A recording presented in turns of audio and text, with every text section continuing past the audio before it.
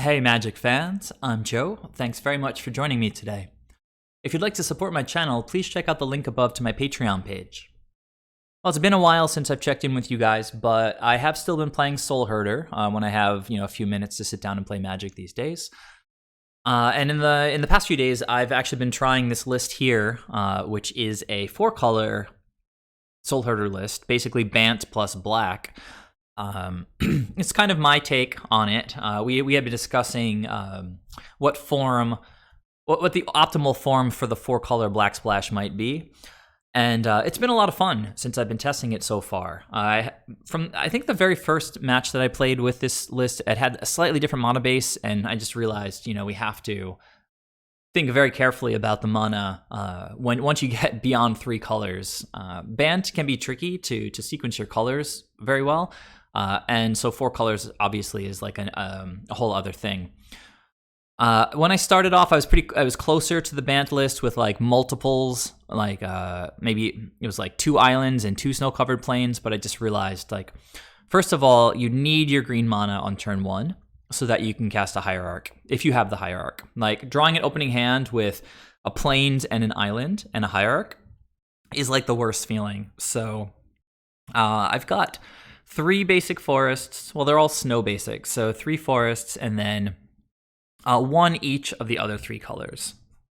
And that's been enough so far. I mean, obviously a 4-color list is going to be weak to something like Blood Moon, but I'm always going to have something like Force of Vigor in the sideboard to be able to deal with Blood Moon. So Hierarch also helps play around Blood Moon.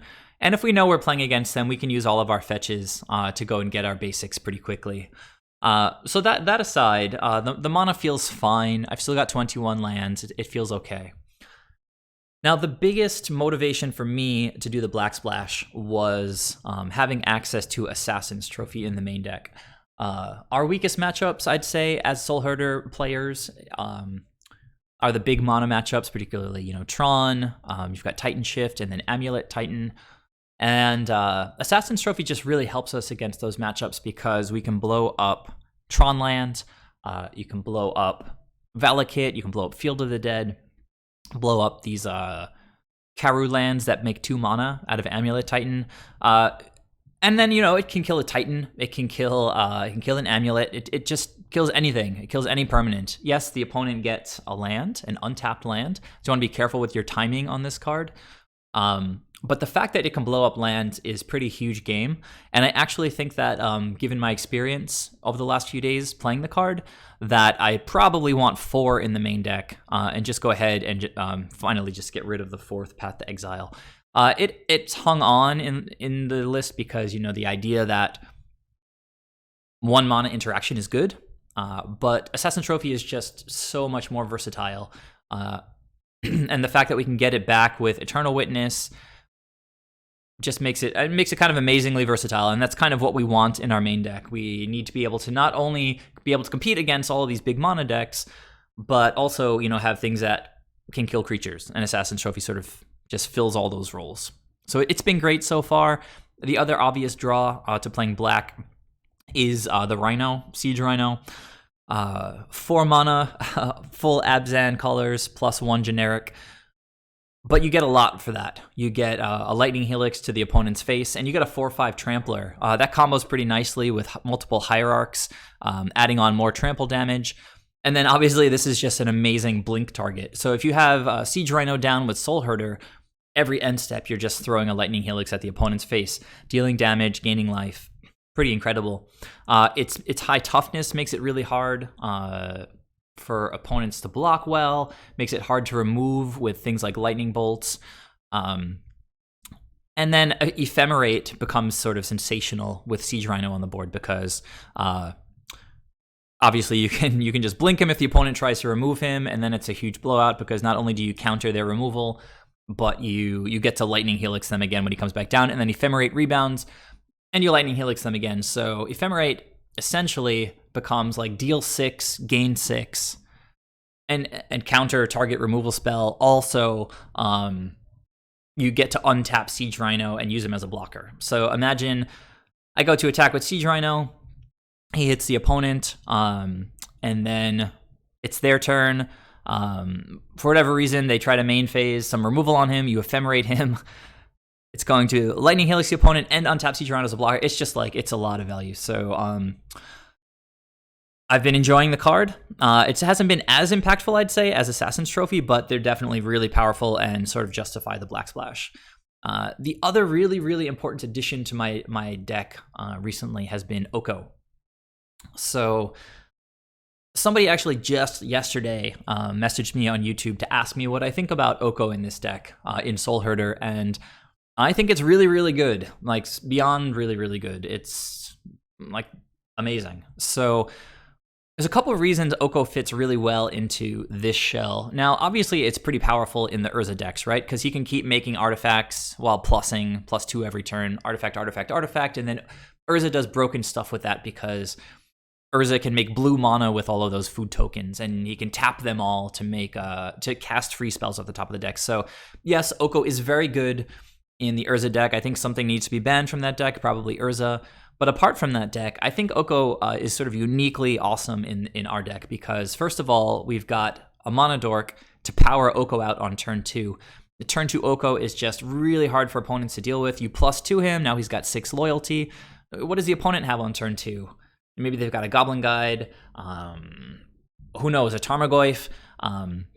But with 6 loyalty, odds are on turn 2 the opponent is not going to be able to deal with your Oko. If that's the case, you get to untap. With the food token that you made, you can then +1 him to turn that into a 3/3 blocker. If it's turn 3 and we had a dork, we have 4 mana probably now on turn 3. We can play out 2 more 2-drops, and we just got an army of blockers in front of Oko. Very little the opponent can do apart from, Maelstrom Pulse or Abrupt Decay or Assassin's Trophy. Oko's just bonkers on turn 2, and so we've got the mana dork to make that happen. So that's the first point for why Oko's great in this deck. The second point is the overwhelming majority of our creatures are tiny guys, like 1/1s, 2/2s, 2/1s, 1/1. So and they draw cards. So you play an Oracle, draw some other creature, and then an opponent tries to attack Oko, you just chump with Coiling Oracle. It's fine. Next turn, play another Oracle, draw another card.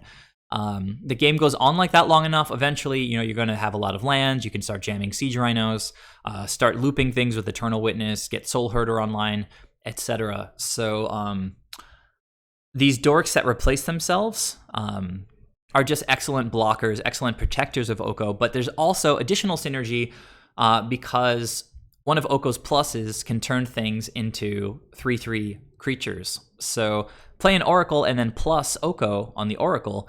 Now you've got a 3/3 down. That's a great way to defend Oko. Now you're not just chumping, but potentially making combat just really poor for the opponent. If they've got like a Goblin Guide, they can't attack into this Oracle. They probably need to spend a bolt on it to get your blocker out of the way. Just generating card advantage with Oko. So yes, excellent synergy, extremely powerful on turn 2, really powerful on any turn during the game, but just game-winningly good on turn 2 often. So with this build, I've noticed that there's sort of 3 axes that you attack on, right? So the first axis is hopefully get down an early Oko. Start generating advantage, making food tokens, threatening to turn the food tokens into elks, threatening to shrink whatever gigantic creatures the opponent plays. Just get Oko down. Then the opponent diverts all of their attention to dealing with Oko. You start playing out your value creatures. Now, you don't only have blockers to protect Oko, you've got sort of an engine, hopefully, with Ephemerate, blinking things. Maybe you get an Eternal Witness in the mix. So first axis is Oko by himself. Second axis is just value, right? Like Charming Prince, blink an Eternal Witness, get back in Ephemerate, blink a Coiling Oracle, draw another card, get a Soulherder down, sort of raise the whole level of the blinking engine. So there's that second path of just generating tons of value. The third path is just playing Siege Rhinos, and that's something that's kind of unique to the Black Splash. In order to make room for the Siege Rhino, I trimmed like Venser and I trimmed a Muldrifter. So Venser is effectively replaced in this deck by the Assassin's Trophies because Venser's most important role was like slowing Tron down. You want to bounce those Tron lands and then ephemerate Venser and just bounce as many lands as you can. But now we've got Assassin's Trophies to help us deal with those lands. We don't have to take up spots with heavy 4-drop blue creatures. Similarly, the Muldrifter as a 3-drop or 4-drop with Ephemerate, or just a 5-drop hard casting it without Evoke, draws cards, but we've already got a bunch of card engine type, card drawing engine type spells with the 8 snakes. You've got Ephemerate to blink the snakes, Eternal Witness, getting things from the graveyard. So Muldrifter felt like, you know, as far as things to cut, we don't necessarily need to draw all the cards all the time. Maybe those high-end slots are better spent playing a card like Seizure Rhino that can win games in a wide variety of situations. It can attack if that's what we want to be doing. And if the opponent has like an ensnaring bridge and we can't deal with it, we can just keep blinking the Siege Rhino to keep lightning helixing the opponent's face. It gives us reach around something like an ensnaring bridge. So it's a very powerful top end to have, and Siege Rhino by itself is sort of the third axis to attack on. So it's Oko by himself being a must answer threat that can just take over games. Everything else in the deck, kind of the valued part of the deck, and then Siege Rhino just crushing it while the opponent is preoccupied with all this other stuff. So yeah, I mean, the deck has felt great so far. I'm going to show you guys 8 matches that I've played with it so far. The sideboard is a total mess. It's a relic from me sort of tinkering with my Bant list, so pay no attention to the sideboard. It definitely needs to get some black spells in there, like some Thoughtseizes, maybe some Tide Hollow Scullers, maybe some Plague Engineers, but I haven't really gotten to that yet. I just wanted to test the main deck, and just have to say it's felt great. This trio of cards over here, Trophy, Rhino, and Oko, I've just been killing it. So yeah, with that being said, please leave your thoughts down below. I know a lot of people have been trying 4-color Soulherder lists with Rhino, and others have been trying Oko out. I'm not sure how many people have been jamming them in such high quantities together. So please leave your thoughts down below. Please subscribe to the channel if you'd like to support all these videos. And additionally, if you'd like to support the channel, you can go ahead and check out my Patreon page. And I'll see you guys in the next video, where I'll be back with some gameplay. See you there. Bye.